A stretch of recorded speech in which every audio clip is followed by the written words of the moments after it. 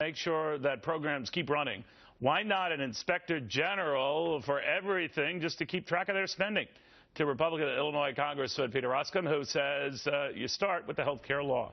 It's a good idea because I always wonder every time they have these czars under any administration, we don't know what the heck they're doing. But now it's in hyperdrive with this one, and particularly on the health care law. How would this inspector general of police, it's so big, how would he do it, or she? Here's the way this would go, Neil. Look to the past. We've had a special inspector general for Iraq reconstruction, which saved $1.5 billion. For Afghanistan, another $1.5 billion. For the toxic asset relief program, another $7.5 billion. So we've already got the model, and you would just lay this out over the Affordable Care Act. There's 8 federal agencies involved in the $1.2 trillion program. And my argument is if it's good enough for TARP and Afghanistan and Iraq, surely it's good enough for something the breadth and depth and scope of Obamacare.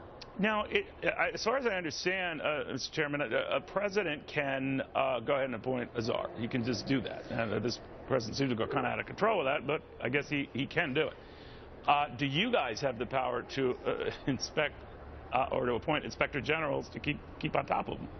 I guess we could. Here's what I'm trying to do. I want to use the exact model of what we've demonstrated in the past works. So in the past, the president has been able to appoint these. What we're trying to do is to cook into the law certain reporting requirements that are mandatory, that let the public see this information. So let me give you an example.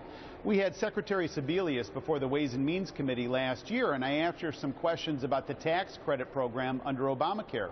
Her reply, I can't tell you about the tax credit program. That's the Department of Treasury. I don't know anything about that. I'm paraphrasing. And my point is, let's have somebody, one person with the capacity to bring all of this information together. Let the president appoint them, but there's certain requirements in the law that have to be met from a reporting point of view, and I think that's the best balance. It's not partisan. It's not meant to be, but it's meant to get to the truth and get this information out. No, I'm all right or left, just following where the money is going. I just wonder, you know, that it's always about turf in Washington and whether an inspector general coming in could go ahead and track among various government agencies where that money is going, because if someone overseeing Obamacare says that's another department's responsibility and the inspector general is going ahead and checking on those other agencies, then is there a new turf war there?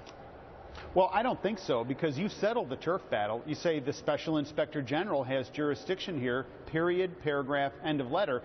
You end up getting away from this kind of stuff where the right says, I don't know what's going on, and the left says, I don't know what's going on.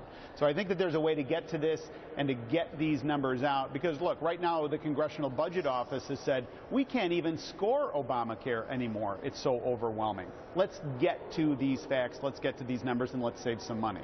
Yeah, I agree with you. It's not red or blue, it's green. Follow the green. It's our money. We might as well find out where the heck it's going. Yeah, Congressman, that's right. Thank you very, very much. Thanks, Neil.